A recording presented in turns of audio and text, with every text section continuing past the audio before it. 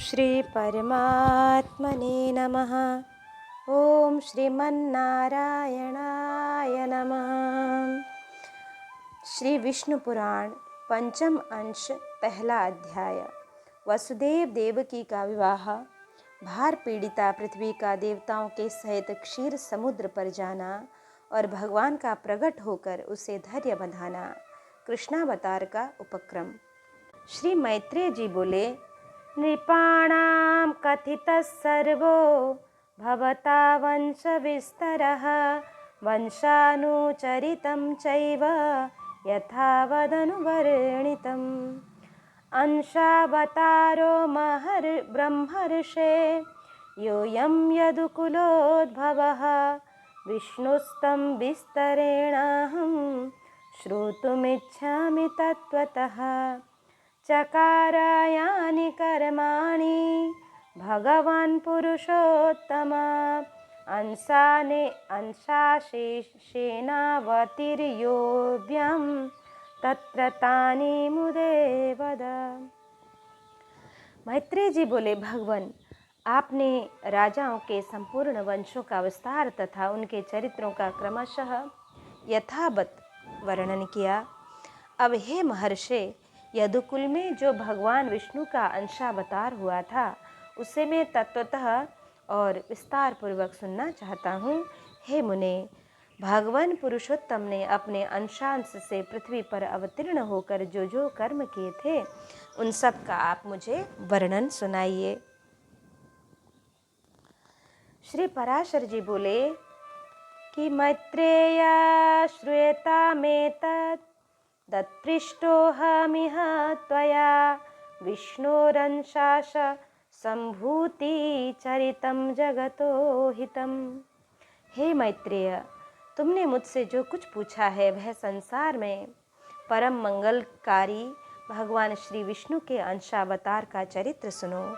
हे महामुने, पूर्व काल में देवकी की महाभाग्यशालिनी पुत्री देवी स्वरूपा देवकी के साथ वसुदेव जी का विवाह किया। वसुदेव और देवकी के वैवाहिक संबंध होने के अनंतर विदा होते समय भोजनंदन कंस सारथी बनकर उन दोनों का मांगलिक रथ हाँकने लगा। उसी समय मेघ के समान गंभीर घोष करती हुई आकाशवाणी कंस को ऊंचे स्वर से संबोधन करके यूं बोली, अरे मूढ़, पति के साथ रथ पर बैठी हुई जिस देवकी को तू लिए जा रहा है उसका 8वां गर्भ तेरे प्राण हर लेगा। श्री पराशर जी बोले, यह सुनते ही महाबली कंस म्यान से खड्ग निकालकर देवकी को मारने के लिए उद्यत हुआ। तब वसुदेव जी ने यूं कहा कि हे महाभाग, हे अनग, आप देवकी का वध न करें। मैं इसके गर्भ से उत्पन्न हुए सभी बालक आपको सौंप दूंगा। श्री पराशर जी बोले, हे द्विजोत्तम, तब सत्य के गौरव से कंस ने वसुदेव जी से बहुत अच्छा कह देवकी का वध नहीं किया। इसी समय अत्यंत भार से पीड़ित होकर पृथ्वी गौ का रूप धारण कर सुमेरु पर्वत पर देवताओं के दल में गई। वहाँ उसने ब्रह्मा जी के सहित समस्त देवताओं को प्रणाम कर खेद पूर्वक करुण स्वर से बोलती हुई अपना सारा वृत्तांत कह सुनाया।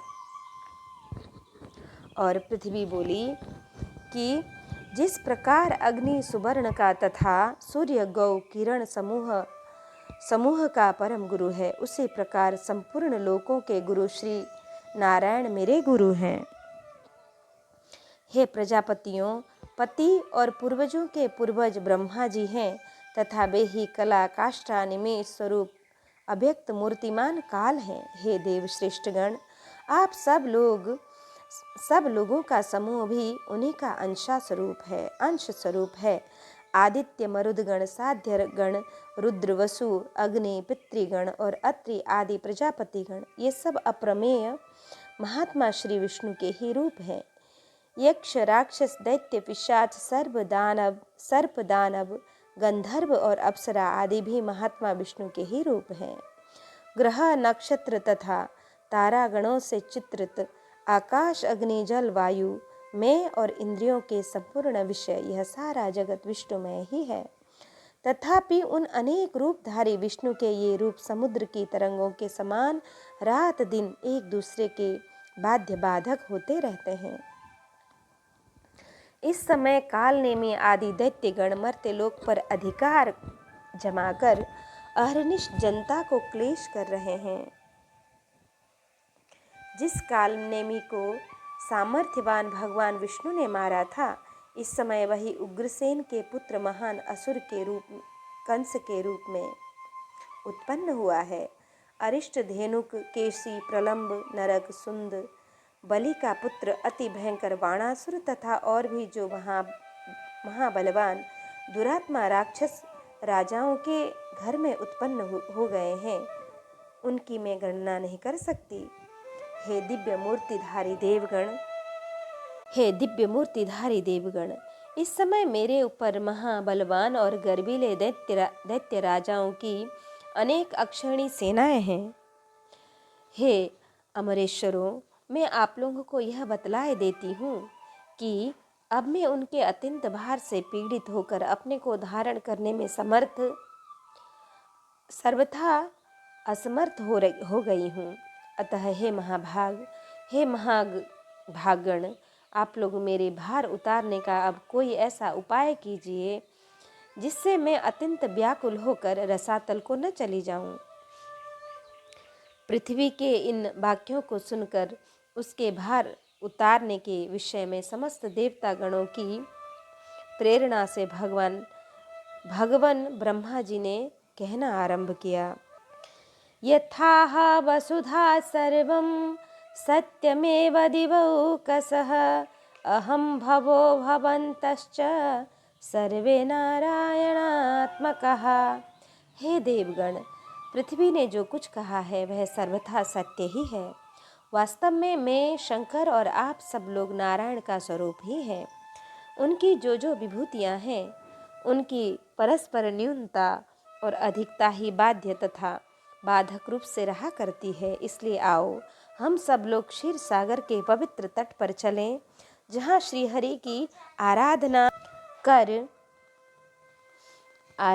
कर यह संपूर्ण वृत्तांत उनसे निवेदन कर दें। हे विश्वरूप, सर्वात्मा सर्वथा संसार के हित के लिए ही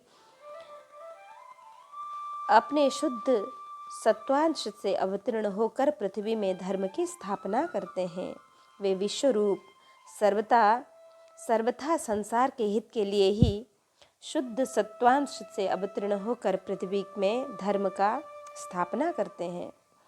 श्री पराशर जी बोले, ऐसा कहकर देवताओं के सहित पितामह ब्रह्मा जी वहाँ गए और एकाग्र चित्त से श्री गरुड़ध्वज भगवान की इस प्रकार स्तुति करने लगे कि ब्रह्मा जी बोले कि द्विविधे त्वमनम्नाय परा चैव परा तथा त एव भवतो रूपे मूर्तात्मिके प्रभो। हे वेद वाणी के अगोचर प्रभु, परा और अपरा ये दोनों विद्याएं आप ही हैं। हे नाथ, वे दोनों आपके ही मूर्त और अमूर्त रूप हैं। हे अत्यंत सूक्ष्म, हे विराट स्वरूप, हे सर्वज्ञ शब्द ब्रह्म और पर ब्रह्म, ये दोनों आप ब्रह्ममय के ही रूप हैं। आप ही ऋग्वेद, यजुर्वेद, सामवेद और अथर्ववेद हैं तथा आप ही शिक्षा, कल्प, निरुक्त, छंद और ज्योतिष शास्त्र हैं। हे प्रभु, हे अधोक्षज, इतिहास, पुरुष, व्याकरण, मीमांसा, न्याय और धर्मशास्त्र, ये सब भी आप ही हैं। हे आद्यपते, जीवात्मा, परमात्मा, स्थूल सूक्ष्म देह तथा उनका कारण अव्यक्त, इन सब के विचार से युक्त जो अंतरात्मा और परमात्मा के स्वरूप का बोधक तत्वमसि वाक्य है, वह भी आपसे भिन्न नहीं है। आप अव्यक्त, अनिर्वाच्य, अचिंत्य, नाम वर्ण से रहित, हाथ पांव तथा रूप से हीन, शुद्ध, सनातन और पर से भी पर हैं। आप कर्णहीन होकर भी सुनते हैं, नेत्रहीन होकर भी देखते हैं और अनेक रूपों में प्रकट होते हैं। हस्त पादादि से रहित होकर भी बड़े वेगशाली और ग्रहण करने वाले हैं तथा सबके अवेद्य होकर भी सबको जानने वाले हैं। हे परमात्मन, जिस धीर पुरुष की बुद्धि आपके श्रेष्ठतम रूप से पृथक और कुछ भी नहीं देखती, आपके अणु से भी अणु और दृश्य स्वरूप को देखने वाले उस पुरुष की आत्यंतिक अज्ञानी वृत्ति हो जाती है। आप विश्व के केंद्र और त्रिभुवन के रक्षक हैं। संपूर्ण भूत आप ही में स्थित है तथा जो कुछ भूत भविष्यत और अणु से भी अणु है, वह सब आप प्रकृति से परे एकमात्र परम पुरुष ही है, परम पुरुष ही हैं। आप ही 4 प्रकार का अग्नि होकर संसार को तेज और विभूति दान करते हैं। हे अनंत मूर्ते, आपके नेत्र सब ओर हैं। हे धातः, आप ही त्रिविक्रमावतार में तीनों लोकों में अपने 3 पग रखते हैं। हे ईश, जिस प्रकार एक ही अभिकारी अग्नि विकृत होकर नाना प्रकार से प्रज्वलित होता है, उसी प्रकार सर्वगत रूप आप एक ही अनंत रूप धारण कर लेते हैं। एकमात्र जो श्रेष्ठ परम पद है वह आप ही हैं। ज्ञानी पुरुष ज्ञान दृष्टि से देखे जाने योग्य आपको ही देखा करते हैं। हे परमात्मन, भूत और भविष्यत जो कुछ स्वरूप है वह आपसे अतिरिक्त और कुछ है ही नहीं। आप व्यक्त और अव्यक्त स्वरूप हैं, समष्टि और व्यष्टि रूप हैं तथा आप ही सर्वज्ञ, सर्वसाक्षी, सर्वशक्तिमान एवं संपूर्ण ज्ञान, बल और ऐश्वर्य से युक्त हैं। आप ह्रास और वृद्धि से रहित, स्वाधीन, अनादि और जितेंद्रिय हैं तथा आपके अंदर श्रम, तंद्रा, भय, क्रोध और काम आदि बिल्कुल नहीं है। आप अनित्य, अप्राप्य, निराधार और अव्याहत गति हैं। आप सबके स्वामी हैं। अन्य ब्रह्मादि के आश्रय तथा सूर्यादि तेजों के तेज एवं अविनाशी है। आप समस्त आवरण शून्य, असहायों के पालक और संपूर्ण महाविभूतियों के आधार हैं। हे पुरुषोत्तम, आपको नमस्कार है। आप किसी कारण, अकारण अथवा कारण कारण से शरीर ग्रहण नहीं करते, बल्कि केवल धर्म रक्षा के लिए ही करते हैं। श्री पराशर जी बोले कि इस प्रकार स्तुति सुनकर भगवान अज अपना विश्व रूप प्रकट करते हुए ब्रह्मा जी से प्रसन्न चित्त होकर कहने लगे कि भगवान ने कहा कि भो भो ब्रह्मस्त्वया मत्तस् सह देवैर्यदीश्यते तदुच्यतामशेषं च सिद्धमेवावधार्यताम्। हे ब्राह्मण, देवताओं के सहित तुमको मुझसे जिस वस्तु की इच्छा हो वह सब कहो और उसे सिद्ध हुआ ही समझो। श्री पराशर जी बोले तब श्री हरि के उस दिव्य विश्व रूप को देखकर समस्त देवताओं के भय से विनीत हो जाने पर ब्रह्मा जी पुनः स्तुति करने लगे। नमो नमस्तेस्तु सहस्रकृत्वः सहस्रबाहो बहुवक्त्रपादं। नमो नमस्ते जगतः प्रवृत्तिः विनाशसंस्थानकरा प्रमेय सूक्ष्माति बृहत् प्रमाण गरीयसामाप्यति गौरवात्मन् प्रधान बुद्धीन्द्रिय वत् प्रधान मूलात् परात्मं भगवन् प्रसीद। हे सहस्त्रबाहो, हे अनंत मुख एवं चरण वाले, आपको हजारों बार नमस्कार हो, बार बार नमस्कार हो। हे जगत की उत्पत्ति, स्थिति और विनाश करने वाले, हे अप्रमेय, आपको बारंबार नमस्कार हो। हे भगवान, आप सूक्ष्म से सूक्ष्म, गुरु से भी गुरु और अति बृहद प्रमाण है तथा प्रधान प्रकृति, महतत्व और अहंकार आदि में प्रधान भूत मूल रूप से भी परे हैं। हे भगवान, आप हम पर प्रसन्न होइए। हे देव, इस पृथ्वी के पर्वत रूपी मूल बंध इस पर उत्पन्न हुए महान असुरों के उत्पात से शिथिल हो गए हैं। अतः हे अपरिमित वीर्य, यह संसार का भार उतारने के लिए आपकी शरण में आई हैं। हे सुरनाथ, हम और यह इंद्र, अश्विनी कुमार तथा वरुण, ये रुद्रगण, वसुगण, सूर्य, वायु और अग्नि आदि अन्य समस्त देवतागण यहाँ उपस्थित हैं। इन्हें अथवा मुझे जो कुछ करना उचित हो उन सब बातों के लिए आज्ञा कीजिए। हे ईश, आप ही की आज्ञा का पालन करते हुए यह हम संपूर्ण दोषों से मुक्त हो सकेंगे। श्री पराशर जी बोले, हे महामुने, इस प्रकार स्तुति किए जाने पर भगवान परमेश्वर ने अपने श्याम और श्वेत 2 केश उखाड़े और देवताओं से बोले, मेरे ये दोनों केश पृथ्वी पर अवतार लेकर पृथ्वी के भार रूप कष्ट को दूर करेंगे। सब देवगण अपने अपने अंशों से पृथ्वी पर अवतार लेकर अपने से पूर्व उत्पन्न हुए उन्मत्त दैत्यों के साथ युद्ध करें। तब निसंदेह पृथ्वी तल पर संपूर्ण दैत्यगण मेरे दृष्टिपात से दलित होकर क्षीण हो जाएंगे। वसुदेव जी की जो देवी के समान देवकी नाम की भार्या हैं, उनके 8वें गर्भ से मेरा यह श्याम केश अवतार लेगा और इस प्रकार यहाँ अवतार लेकर यह कालनेमि के अवतार कंस का वध करेगा। ऐसा कहकर श्री हरि अंतर्ध्यान हो गए। हे महामुने, भगवान के अदृश्य हो जाने पर उन्हें प्रणाम करके देवगण सुमेरु पर्वत पर चले गए और फिर पृथ्वी पर अवतीर्ण हुए।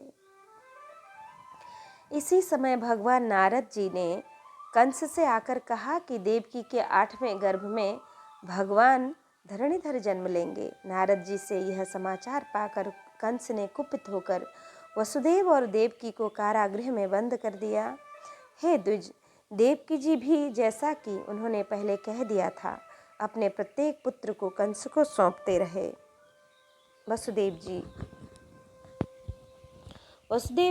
देवकी अपने वचन के अनुसार अपने पुत्र को कंस को सौंपते रहे। ऐसा सुना जाता है कि पहले 6 गर्भ हिरण्यकश्यप के पुत्र थे।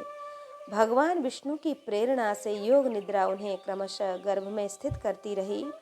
जिस अविद्या रूपिणी से संपूर्ण जगत मोहित हो रहा है, वह योग निद्रा भगवान विष्णु की महामाया है। उससे भगवान श्री हरि ने कहा कि निद्रे जा, मेरी आज्ञा से तू पाताल में स्थित 6 गर्भों को एक एक करके देवकी के कुक्ष में स्थापित कर दे। कंस द्वारा उन सब के मारे जाने पर शेष नामक मेरा अंश अपने अंशांश से देवकी के 7वें गर्भ में स्थित होगा। हे देवी, गोकुल में वसुदेव जी की जो रोहिणी नाम की दूसरी भार्या रहती है,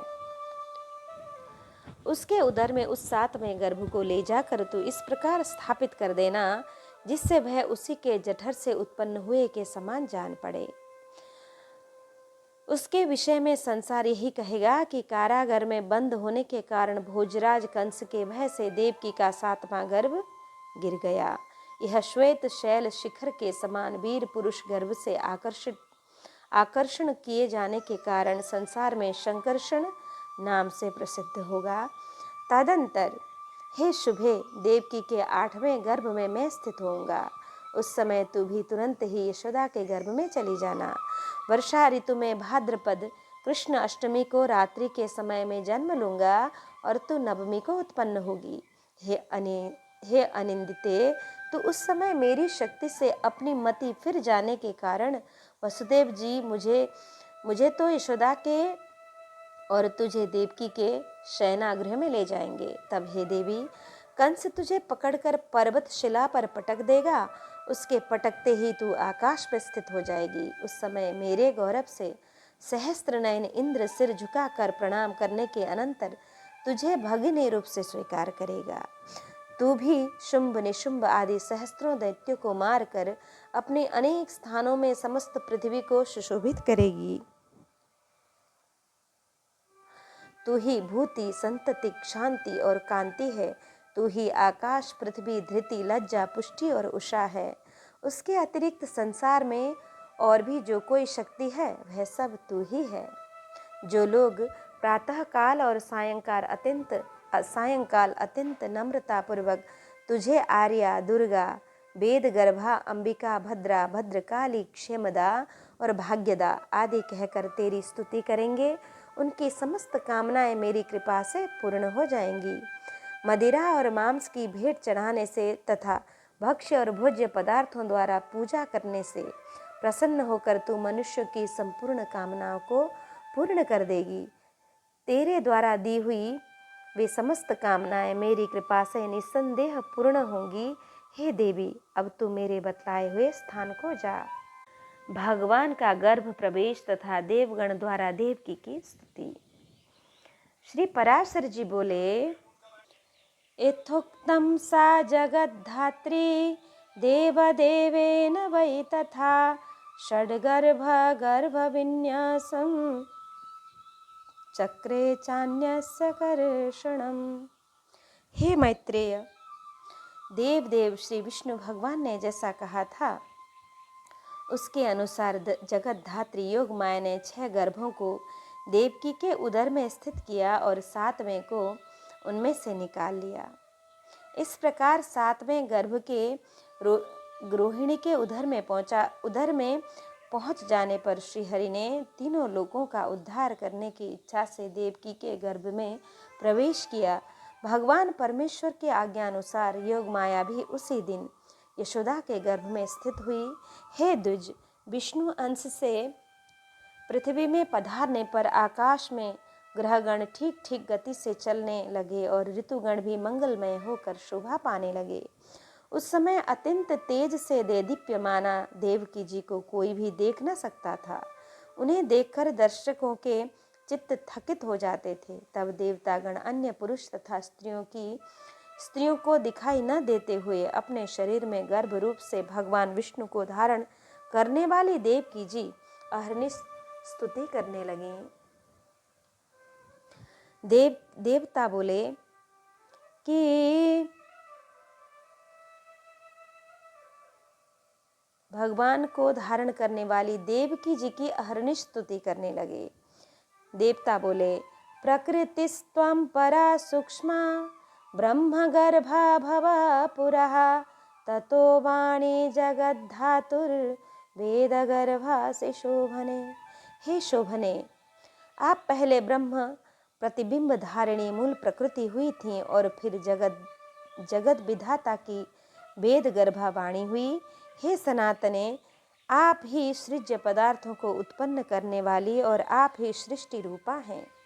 आप ही सबकी बीज स्वरूपा यज्ञमयी वेद त्रयी हुई हैं और आप ही फलदायी यज्ञ क्रिया और अग्निमयी अरणि हैं तथा आप ही वेद माता अदिति और दैत्य प्रसूदिति हैं।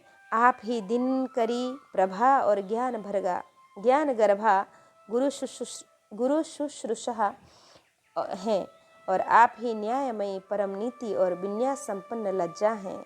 आप ही काममयी इच्छा, संतोषमयी तुष्टि, भोग गर्भा प्रज्ञा और धैर्य धारिणी धृति हैं। ग्रह, नक्षत्र और तारागण को धारण करने वाला तथा वृष्टि आदि के द्वारा इस अखिल विश्व का कारण स्वरूप आकाश आप ही हैं। हे जगद्धात्री, हे देवी, ये सब तथा और भी सहस्त्रों और असंख्य विभूतियाँ इस समय आपके उदर में स्थित हैं। हे शुभ्रे, संपूर्ण पर्वत, नदी, द्वीप, वन और नगरों से सुशोभित तथा ग्राम, खरबट और खेटादि से संपन्न समस्त पृथ्वी, संपूर्ण अग्नि और जल तथा समस्त वायु, ग्रह, नक्षत्र एवं तारागणों से चित्र तथा सैकड़ों विमानों से पूर्ण सबको अवकाश देने वाला आकाश, भूलोक, भुवरलोक, स्वर्गलोक तथा वह मह, जन, तप और ब्रह्मलोक पर्यंत संपूर्ण ब्रह्मांड तथा उसके अंतर्वर्ती देव, असुर, गंधर्व, चारण, नाग, यक्ष, राक्षस, प्रेत, गुह्यक, मनुष्य, पशु और जो अनान्य जीव हैं यशस्विनी, वे सभी अपने अंतर्गत होने के कारण जो श्री अनंत सर्वगामी और सर्व भावन हैं तथा जिनके रूप, कर्म, स्वभाव तथा बालत्व, महत्व आदि समस्त परिमाण, परिच्छेद, विचार के विषय नहीं हो सकते, वे ही श्री विष्णु भगवान आपके गर्भ में स्थित हैं। तुम ही स्वहा स्वधा विद्या सुधा और आकाश स्थिता ज्योति हो। संपूर्ण लोकों की रक्षा के लिए ही आपने पृथ्वी में अवतार लिया है। हे देवी, आप प्रसन्न होइए। हे शुभे, आप संपूर्ण जगत का कल्याण करो। जिसने इस संपूर्ण जगत को धारण किया है, उस प्रभु को आपने प्रीति पूर्वक अपने गर्भ में धारण किया है। भगवान का आविर्भाव तथा योग माया द्वारा कंस की वंचना। श्री पराशर जी बोले, एवं संस्तूयमाना सा देवैर्देवमधारयत् गर्भेण पुंडरीकाक्षं जगतस्त्राणकारणम। हे मैत्रेय, देवताओं के इस प्रकार स्तुति की जाती हुई देवकी जी ने संसार की रक्षा के कारण भगवान पुंडरीकाक्ष को गर्भ में धारण किया। तदंतर संपूर्ण संसार रूप कमल को विकसित करने के लिए देव की रूप पूर्व संध्या में महात्मा अच्युत रूप सूर्य देव का आविर्भाव हुआ। चंद्रमा की चांदनी के समान भगवान का जन्मदिन संपूर्ण जगत को आह्लादित करने वाला हुआ और उस दिन सभी दिशाएं अत्यंत निर्मल हो गईं। श्री जनार्दन के जन्म लेने पर संत जनों को परम संतोष हुआ। प्रचंड वायु शांत हो गया तथा नदियां अत्यंत स्वच्छ हो गईं। समुद्रगण अपने घोष से मनोहर बाजे बजाने लगे, गंधर्वराज गान करने लगे और अप्सराएं नाचने लगी। श्री जनार्दन के प्रकट होने पर आकाशगामी देवगण पृथ्वी पर पुष्प बरसाने लगे तथा शांत हुए यज्ञाग्नि फिर प्रज्वलित हो गई। हे द्विज, अर्धरात्रि के समय सर्वाधार भगवान श्री जनार्दन के आविर्भूत होने पर पुष्प वर्षा करते हुए मेघगण मंद मंद गर्जना करने लगे। उन्हें खिले हुए कमल दल की सी आभा वाले चतुर्भुज और वक्षस्थल में श्रीवत्स चिन्ह सहित उत्पन्न हुए देख आनक दुंदुभि वसुदेव जी स्तुति करने लगे, जो द्विजोत्तम करने लगे। हे द्विजोत्तम, महामति वसुदेव जी ने प्रसाद युक्त वचनों से भगवान की स्तुति कर कंस से भयभीत रहने के कारण इस प्रकार निवेदन किया कि जातोऽसि मे देव देवेश शंख चक्र गदाधरम दिव्य रूपमिदं देव प्रसादेनोपसंहर। हे देव देवेश्वर, यद्यपि आप साक्षात परमेश्वर प्रकट हुए हैं, तथापि हे देव, मुझ पर कृपा करके अब अपने इस शंख चक्र गदाधारी दिव्य रूप का उपसंहार कीजिए। हे देव, यह पता लगाते हैं, हे देव, यह पता लगाते ही कि आप मेरे इस गृह में अवतीर्ण हुए हैं, कंस इसी समय मेरा सर्वनाश कर देगा। देवकी जी बोली, जो अनंत रूपा अखिल विश्व स्वरूपा हैं, जो गर्भ में स्थित होकर भी अपने शरीर से संपूर्ण लोकों को धारण करते हैं तथा जिन्होंने अपनी माया से ही बाल रूप धारण किया है, वे देव हम पर प्रसन्न हो। हे सर्वात्मन, आप अपने इस चतुर्भुज रूप का उपसंहार कीजिए। भगवान इस राक्षस के अंश से उत्पन्न द्रुमिल नामक राक्षस ने राजा उग्रसेन का रूप धारण कर उसकी पत्नी से संसर्ग किया था। इसी से कंस का जन्म हुआ था। यह कथा हरिवंश में आई है। यह राक्षस के अंश से उत्पन्न कंस आपके इस अवतार का वृत्तांत न जानने पावे। श्री विष्णु भगवान बोले, हे देवी, स्तुतोऽहं यत्त्वया पूर्वं पुत्रार्थिन्या तदद्यते सफलं देवी संजातं जातोऽहं यत्यबोधरात्। हे देवी, पूर्व जन्म में जो तुमने पुत्र की कामना से मुझसे पुत्र रूप से उत्पन्न होने के लिए प्रार्थना की थी, आज मैं तुम्हारे गर्भ से जन्म ले लिया हूँ।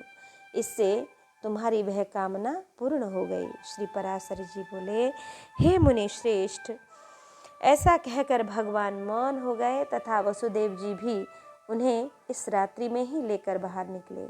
वसुदेव जी के बाहर जाते ही समस्त कारागृह रक्षक और मथुरा के द्वारपाल योग निद्रा के प्रभाव से अचेत हो गए। उस रात्रि के समय वर्षा करते हुए मेघों की जलराशि को अपने फणों से रोककर श्री शेष जी आनक दुंदुभि के पीछे पीछे चले। भगवान विष्णु को ले जाते हुए वसुदेव जी नाना प्रकार के सैकड़ों भंवरों में भरी हुई अत्यंत गंभीर यमुना जी को घुटनों तक रखकर ही पार कर गए। उन्होंने वहाँ यमुना जी के तट पर ही कंस को कर देने के लिए आए हुए नंद आदि वृद्ध गोपों को भी देखा। हे मैत्रेय, इसी समय योग निद्रा के प्रभाव से सब मनुष्य के मोहित हो जाने पर मोहित हुई यशोदा जी ने भी उसी कन्या को जन्म दिया। तब अतिशय कांतिमान वसुदेव जी भी उस बालक को सुलाकर और कन्या को लेकर तुरंत यशोदा के शयन गृह से चले आए। जब यशोदा ने जागने पर देखा कि उसके एक नील कमल दल के समान श्याम वर्ण पुत्र उत्पन्न हुआ है, तो उससे अत्यंत प्रसन्नता हुई। इधर वसुदेव जी ने कन्या को ले जाकर अपने महल में देवकी के शयन गृह में सुला दिया और पूर्ववत स्थित हो गए। हे द्विज, तदंतर बालक के रोने का शब्द सुनकर कारागृह रक्षक सहसा उठ खड़े हुए और देवकी जी के संतान उत्पन्न होने का वृतांत कंस को कह सुनाया। यह सुनते ही कंस ने तुरंत जाकर देवकी जी के रुंधे हुए कंठ से छोड़ छोड़ ऐसा कहकर रोकने पर भी उस बालिका को पकड़ लिया और उसे एक विशाल शिला पर पटक दिया। उसके पटकते ही वह आकाश में स्थित हो गई और उसने शस्त्र युक्त एक महान अष्टभुज रूप धारण किया। तब उसने ऊंचे स्वर से अट्टहास किया और कंस से रोष पूर्वक कहा, अरे कंस, मुझे पटकने से तेरा क्या प्रयोजन सिद्ध हुआ? जो तेरा वध करेगा उसने तो पहले ही जन्म ले लिया है। देवताओं के सर्वस्व वे हरि ही तुम्हारे कालनेमी रूप पूर्व जन्म में भी काल थे। अतः ऐसा जानकर तू शीघ्र ही अपने हित का उपाय कर। ऐसा कह वह दिव्य माला और चंदनादि से विभूषित तथा सिद्धगण द्वारा स्तुति की जाती हुई देवी भोजराज कंस के देखते देखते आकाश मार्ग से चली गई।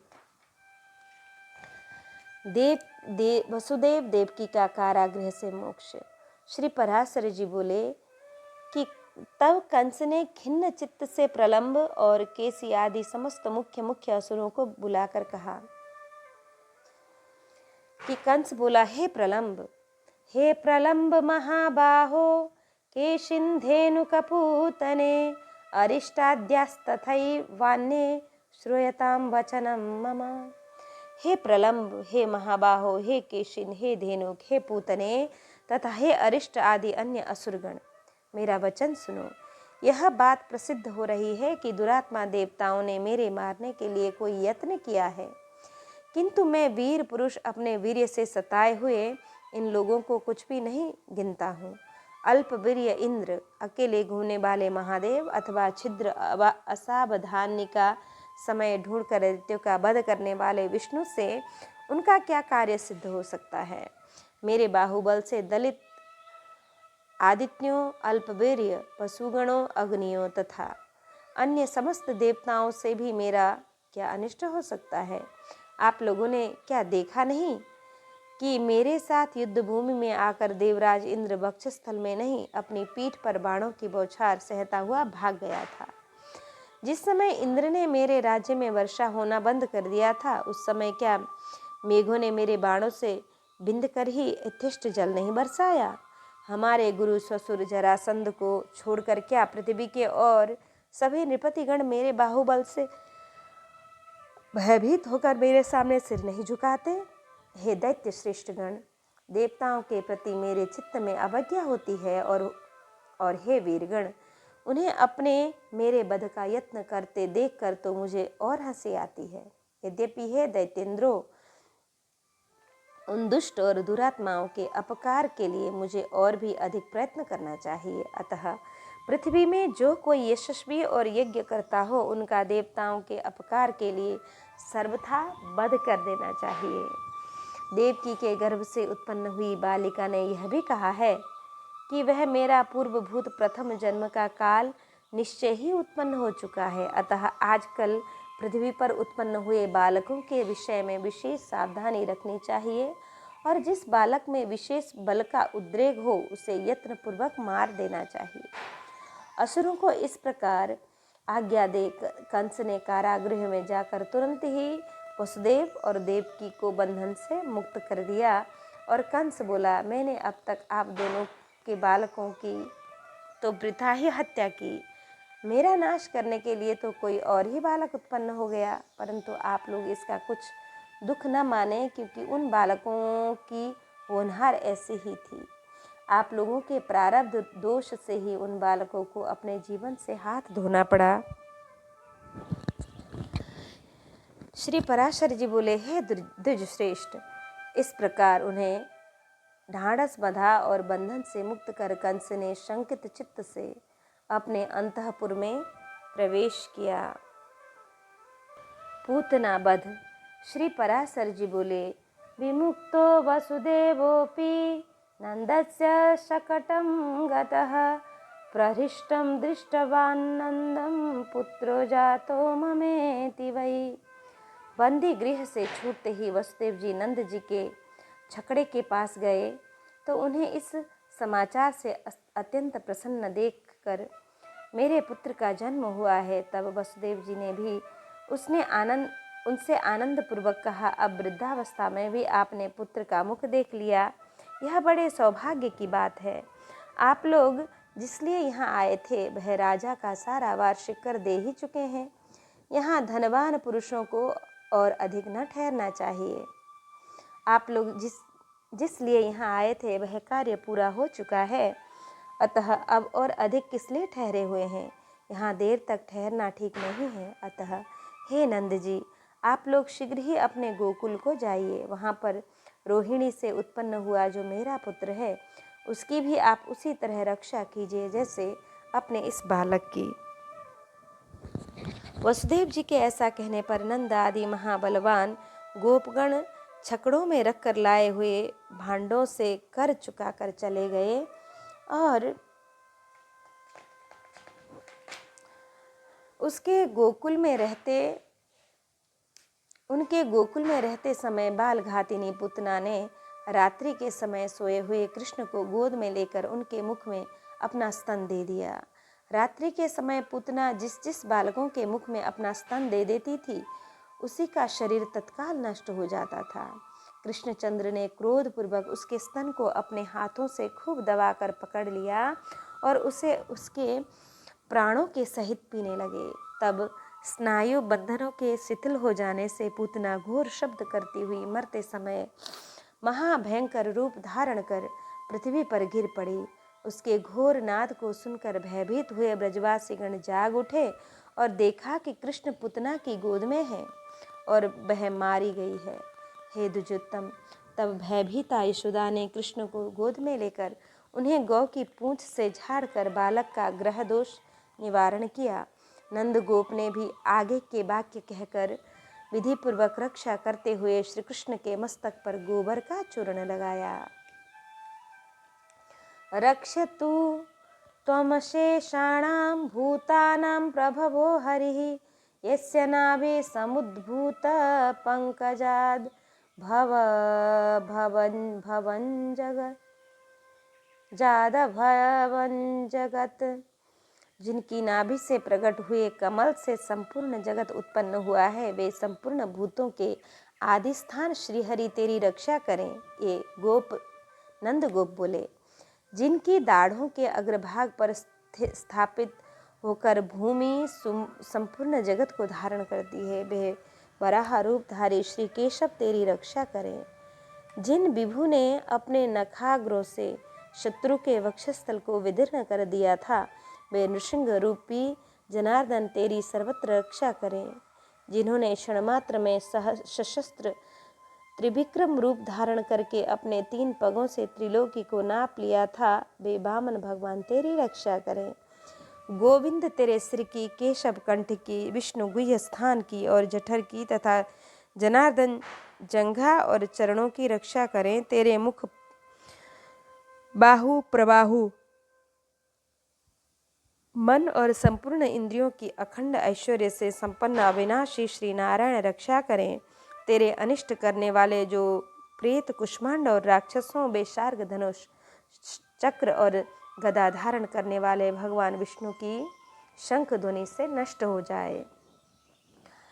भगवान बैकुंठ दिशाओं में, मधुसूदन विदिशाओं में, कोणों में, ऋषिकेश आकाश में तथा पृथ्वी को धारण करने वाले श्री शेष जी पृथ्वी पर तेरी रक्षा करें। श्री पराशर जी बोले, इस प्रकार स्वस्ति वाचन कर नंद गोप ने बालक श्री कृष्ण को छड़े के नीचे एक खटोले पर सुला दिया। मरी हुई पुतना के महान कलेवर को देखकर उन सभी गोपों को अत्यंत भय और विस्मय हुआ।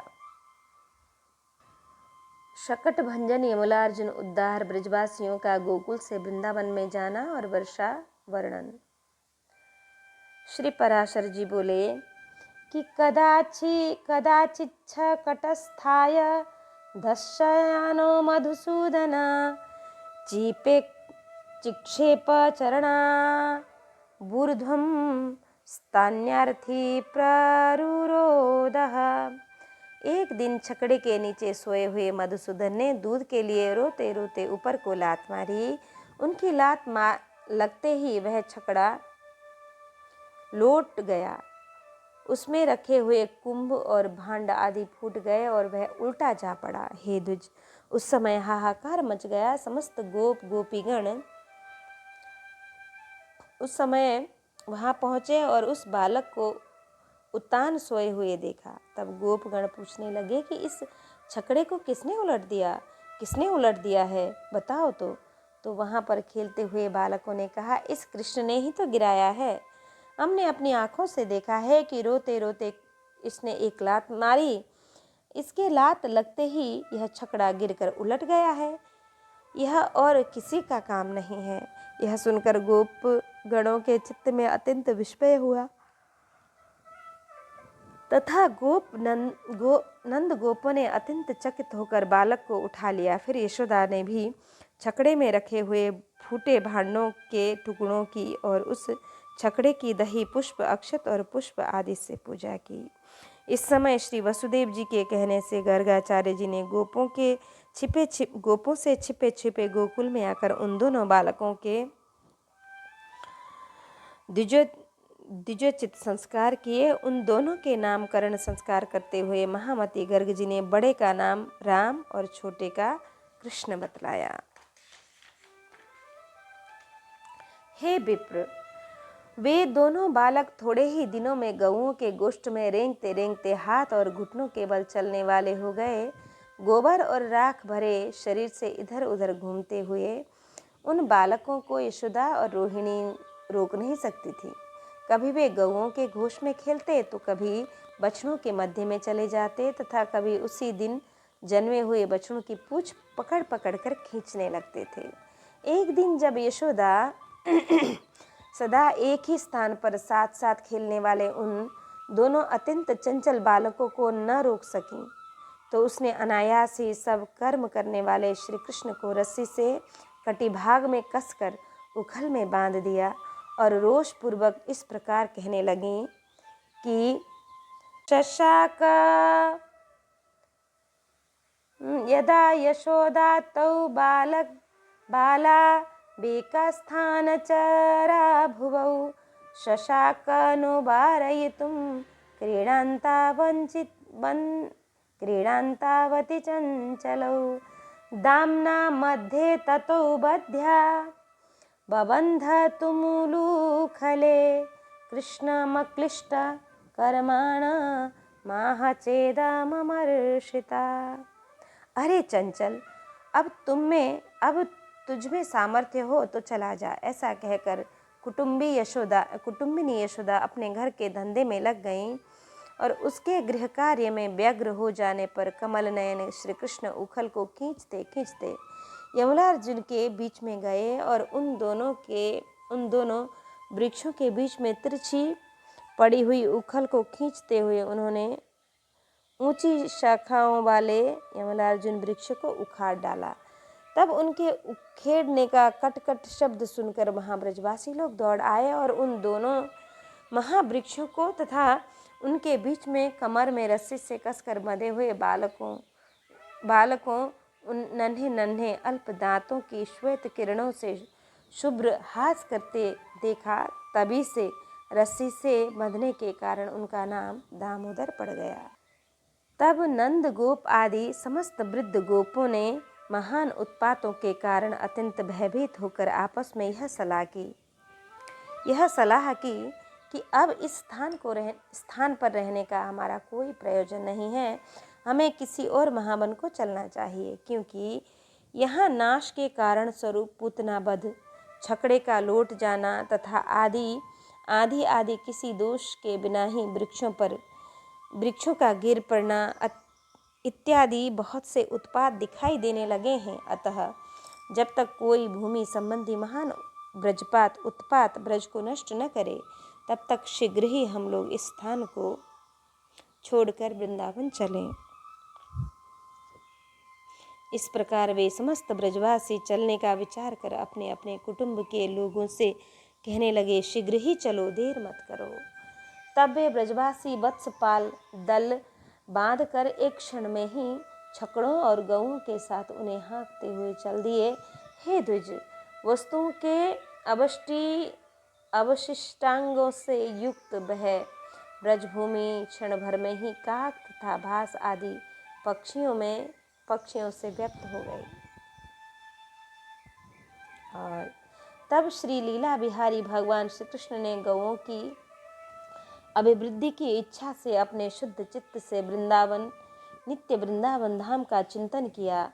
इससे हे द्विजोत्तम, अत्यंत रुक्ष ग्रीष्म काल में भी वहाँ वर्षा ऋतु के समान सब और नवीन दूब उत्पन्न होने लगी। तब चारों ओर अर्धचंद्रकार से छकड़ों की बाड़ लगाकर वे समस्त ब्रजवासी वृंदावन में रहने लगे। तदंतर राम और कृष्ण भी बछड़ों के रक्षक हो गए और एक स्थान पर रहकर गोष्ठ में बाल लीला करते हुए विचरने लगे। वे काक पक्षधारी दोनों बालक सिर पर मयूर पिच्छ का मुकुट धारण कर तथा वन्य पुष्पों के कर्णभूषण पहन ग्वालोचित बंशी आदि से सब प्रकार के बाजों की ध्वनि करते हुए पत्तों के बाजे से ही नाना प्रकार की ध्वनि निकालते, स्कंद के अंशभूत शाक विशाख कुमारों के समान सस्ते और खेलते हुए उन महावन में विचरने लगे। कभी एक दूसरे को अपने पीठ पर ले जाते तथा कभी अन्य ग्वाल बालकों के साथ खेलते हुए वे छकड़ों को चराते साथ साथ घूमते रहते। इस प्रकार उस महाब्रज में रहते रहते कुछ समय बीतने पर वे निखिल लोकपालक वत्सपाल 7 वर्ष के हो गए। तब मेघ समूह से आकाश से आच्छादित करता हुआ तथा अतिशय बारी धाराओं से दिशाओं को एक रूप करता हुआ वर्षा काल आया। उस समय नवीन दुर्बा के बढ़ जाने और वीर बहुटियों के व्याप्त हो जाने के कारण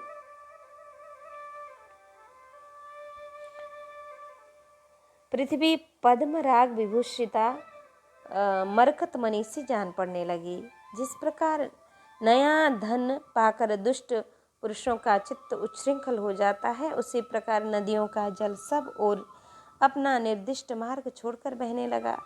जैसे मूर्ख मनुष्यों की धृष्टतापूर्ण उक्तियों से अच्छे वक्ता की वाणी भी मलिन पड़ जाती है, वैसे ही मलिन मेघों से आच्छादित रहने के कारण निर्मल चंद्रमा भी शोभाहीन हो गया था।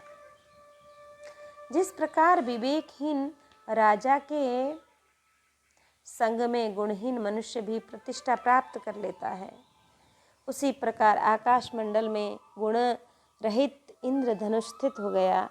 दुराचारी पुरुष में कुलीन पुरुष की निष्कपट शुभ चेष्टा के समान मेघ मंडलों में बगुलों की निर्मल पक्ति सुशोभित होने लगी। ज्येष्ठ पुरुष के साथ दुर्जन की मित्रता के समान अत्यंत चंचल विद्युत आकाश में स्थिर न रह सकी। महामूर्ख मनुष्य की अन्यार्थिका उक्तियों के समान मार्ग तृण और दूब समूह से आच्छादित होकर स्पष्ट हो गए। उस समय उन्मत्त मयूर और चातक गण से सुशोभित महावन में श्री कृष्ण और राम प्रसन्नतापूर्वक गोप कुमारों के साथ विचरने लगे। वे दोनों कभी गौओं के साथ मनोहर गान और तान छेड़ते तथा कभी अत्यंत शीतल वृक्षलता का आश्रय लेते हुए विचरने लगते। कभी तो कदम्ब पुष्पों के हार से विचित्र वेश बना लेते, कभी मयूरपिच्छ की माला से सुशोभित होते और कभी नाना प्रकार की पर्वतीय धातुओं से अपने शरीर को लिप्त कर लेते। कभी कुछ झपकी लेने की इच्छा से पत्तों की शैया पर लेट जाते और कभी मेघ के गरजने पर हा हा करके कोलाहल मचाने लगते। कभी दूसरे गोपों के गाने पर आप दोनों उसकी प्रशंसा करते और कभी ग्वालों की सी बांसुरी बजाते हुए मयूर की बोली का अनुकरण करने लगते। इस प्रकार वे दोनों अत्यंत प्रीति के साथ नाना प्रकार के भावों से परस्पर खेलते हुए प्रसन्न चित्त से सदा वन में विचरने लगे। सायंकाल के समय वे महाबली बालक वन में यथायोग्य विहार करके अनंतर गौ और ग्वाल बालकों के साथ ब्रज में लौट आते। इस तरह अपने समावयक गोप गणों के साथ देवताओं के समान क्रीड़ा करते हुए वे महातेजस्वी राम और श्री कृष्ण वहाँ रहने लगे। कालीय दमन। श्री पराशर जी बोले कि एकता तु बिना रामम कृष्णो वृंदावनम ययो विचचारवृतो गोपैर्वन्य पुष्पस्त्र गुज्ज्वला। एक दिन राम को बिना साथ लिए श्री कृष्ण अकेले ही वृंदावन को गए और वहाँ वन्य पुष्पों की मालाओं से सुशोभित हो गोप गणों से घिरे हुए विचरने लगे। घूमते घूमते वे चंचल तरंगों से सुशोभित यमुना के तट पर जा पहुँचे, जो किनारों पर फेन के इकट्ठे हो जाने से मानो सब ओर से हंस रही थी। यमुना जी में उन्होंने विषाग्नि से संतप्त जल वाला कालियनाग का भयंकर कुंड देखा। उनकी विषाग्नि के प्रसार से किनारे के वृक्ष जल गए थे और वायु के थपेड़ों से उछलते हुए जल कणों का स्पर्श होने से पक्षीगण दग्ध हो जाते थे। मृत्यु के अपर मुख के समान उस महाभयंकर कुंड को देखकर भगवान मधुसूदन ने विचार किया कि इनमें दुष्टात्मा कालियनाग रहता है, जिसका विष ही शस्त्र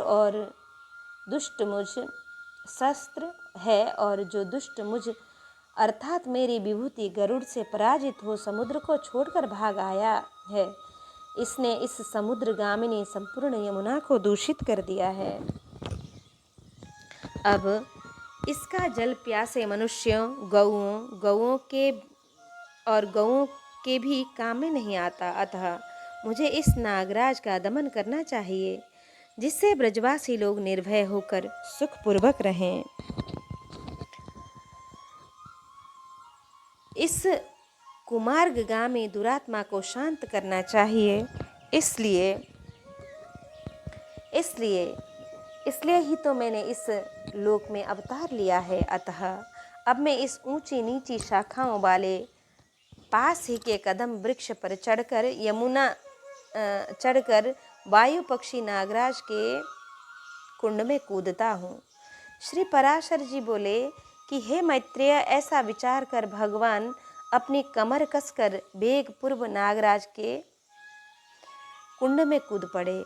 उनके कूदने से उस महारहद ने अत्यंत क्षोभित होकर दूरस्थित वृक्षों को भी भिगो दिया। उस सर्प के विषम विष की ज्वाला से तपे हुए जल से भीगने के कारण वे वृक्ष तुरंत ही जल उठे और उनकी ज्वालाओं से संपूर्ण दिशाएं व्याप्त हो गईं। तब श्री कृष्णचंद्र ने उस नाग कुंड में अपनी भुजाओं को ठोका। उनका शब्द सुनते ही वह नागराज तुरंत उनके सम्मुख आ गया। उसके नेत्र क्रोध से कुछ ताम्र वर्ण हो रहे थे, मुख से अग्नि की लपटें निकल रही थी और वह महाविषैले अन्य भक्षी सर्पों से घिरा हुआ था। उसके साथ में मनोहर हारों से भूषिता और शरीर कंपन से हिलते हुए कुंडलों की कांति से सुशोभित सैकड़ों नाग पत्नियां थीं। तब सर्पों ने कुंडलाकार होकर श्री कृष्ण को अपने शरीर से बांध लिया और अपनी विषाग्नि समतप्त मुखों से काटने लगा। तदंतर गोपों ने श्री कृष्णचंद्र को नाग कुंड में गिरा हुआ और सर्पों के फणों से पीड़ित होता देख ब्रज में चले आए और शोक से व्याकुल होकर रोने लगे। गोपगण बोले, एषा मोहगतं कृष्णो मग्नो वै कालिया हृदे भक्षते नागराजेन तमागच्छ तपस्यत। आओ आओ, देखो यह कृष्ण काली देह में डूबकर मूर्छित हो गया है। देखो इसे नागराज खाए जाता है। वज्रपात के समान उसके इस अमंगल वाक्यों को सुनकर गोपगण और यशोदा आदि गोपियां तुरंत ही कालिय देह पर दौड़ आईं। हाय हाय, वे कृष्ण कहाँ गए? इस प्रकार अत्यंत व्याकुलता पूर्वक रोती हुई गोपियां यशोदा जी के साथ शीघ्रता से गिरती पड़ती चलीं। नंद जी तथा अन्य गोपगण और अद्भुत विक्रमशाली श्री बलराम जी भी श्री कृष्ण दर्शन की लालसा से शीघ्रता पूर्वक यमुना तट पर आए। वहां आकर उन्होंने देखा कि श्री कृष्ण चंद्र सर्पराज के चंगुल में फंसे हुए हैं और उसने उन्हें अपने शरीर से लपेटकर निरुपाय कर दिया है। हे मुनि सत्तम, महाभागा यशोदा और नंद गोप भी पुत्र के मुख पर टकटकी लगाकर चेष्टा शून्य हो गए। अन्य गोपियों ने भी जब श्री कृष्ण को इस दशा में देखा तो वे शोकाकुल होकर रोने लगीं और भय तथा व्याकुलता के कारण गदगद वाणी से उनसे प्रीतिपूर्वक कहने लगीं कि सर्वा यशोदया सार्धम विशामोऽन्त्र महाहृदं सर्पराजस्य नो गन्तुमस्माभिर्युज्यते ब्रजम। अब हम सब भी यशोदा के साथ इस सर्पराज के महाकुंड में ही डूबी जाती हैं। अब हमें ब्रज में जाना उचित नहीं है। सूर्य के बिना दिन कैसा, चंद्रमा के बिना रात कैसी, सांड के बिना गौ क्या, ऐसे ही श्री कृष्ण के बिना ब्रज में भी क्या ही रखा है। बिना कृष्ण के साथ लिए हम अब गोकुल नहीं जाएंगी, क्योंकि इनके बिना वह जलहीन सरोवर के समान अत्यंत अभव्य और असेव्य है। वह नील कमल दल की सी आभा वाले ये श्याम सुंदर हरि नहीं है। उस मातृ मंदिर से भी प्रीति होना अत्यंत आश्चर्य ही है।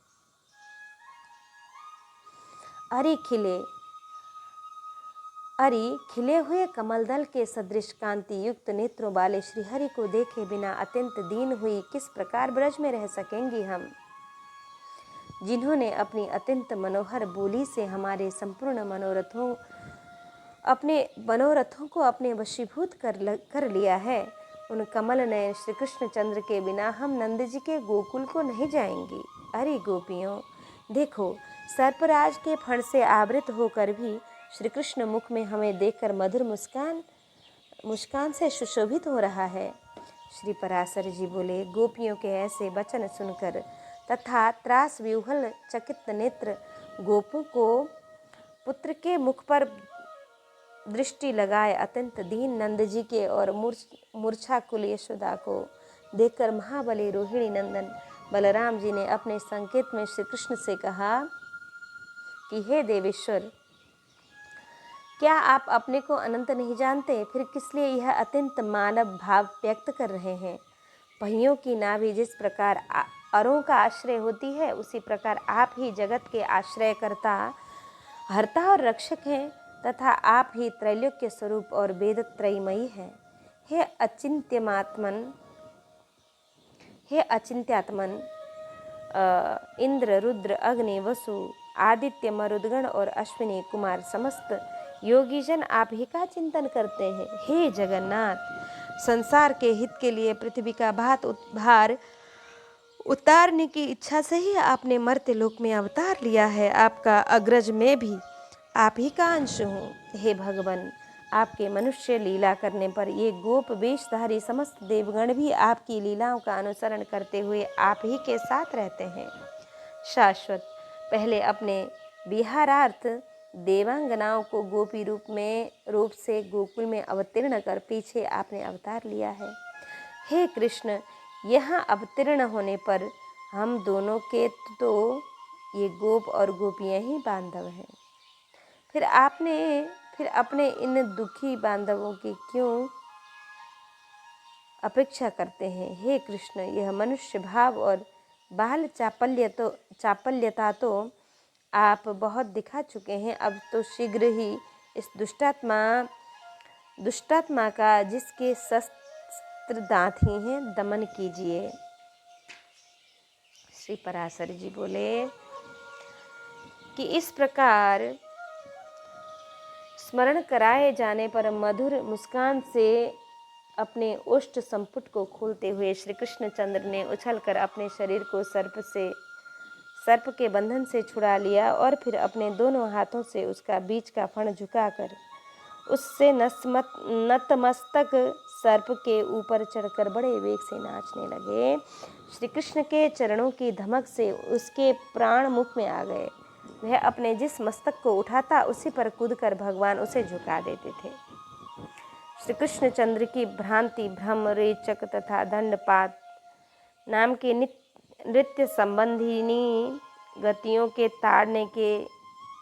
ताड़ने से वह महासर्प मूर्छित हो गया और उसने बहुत सा रुधिर वमन किया। इस प्रकार उसके सिर और ग्रीवाओं को झुके हुए तथा मुख से रुधिर बहता देख उसकी पत्नियां करुणा से भरकर श्री कृष्णचंद्र के पास गईं।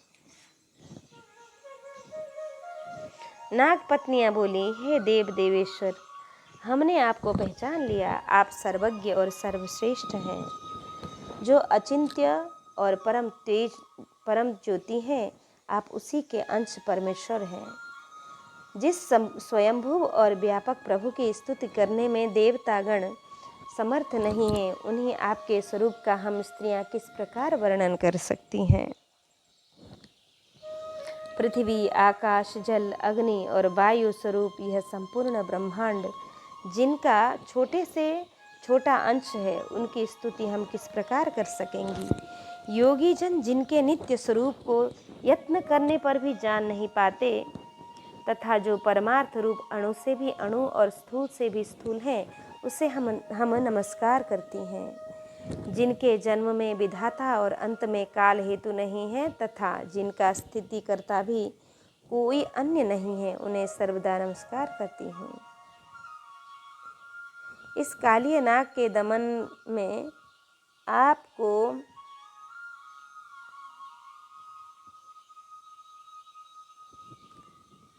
थोड़ा सा भी क्रोध नहीं है, केवल लोक रक्षा ही हेतु है। अतः हमारा निवेदन सुनिए। हे क्षमाशीलों में श्रेष्ठ साधु पुरुषों को स्त्रियों तथा मूढ़ और दीन जंतुओं पर सदा ही कृपा करनी चाहिए। अतः आप इस दिन का अपराध क्षमा कीजिए। प्रभु, आप संपूर्ण संसार के अधिष्ठान हैं और यह सर्प तो आपकी अपेक्षा अत्यंत बलहीन है। आपके चरणों से पीड़ित होकर तो ये भी है यहाँ आधे मुहूर्त में ही अपने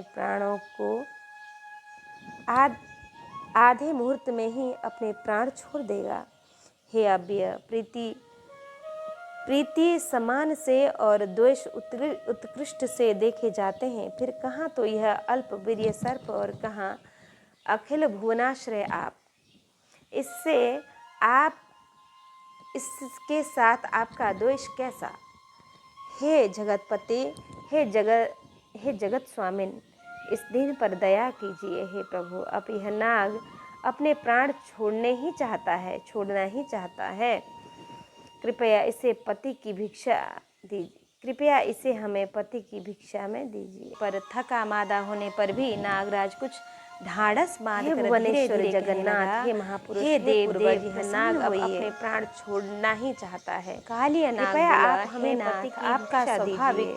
हे वेदांत वेद्य देवेश्वर, विशिष्ट परम ऐश्वर्य दैत्य दलन, निर्तिशय अब यह नाग अपने प्राण छोड़ने को भी चाहता है, आप हमें पति की इच्छा दीजिए। मैं किस प्रकार आपकी स्तुति कर सकूंगा? आप पर हैं, आप पर मूलक प्रकृति के भी आदि कारण हैं। हे परमात्मन, पर की प्रवृत्ति भी आपसे ही हुई है, अतः आप पर से भी पर हैं। फिर मैं किस प्रकार आपकी स्तुति कर सकूंगा?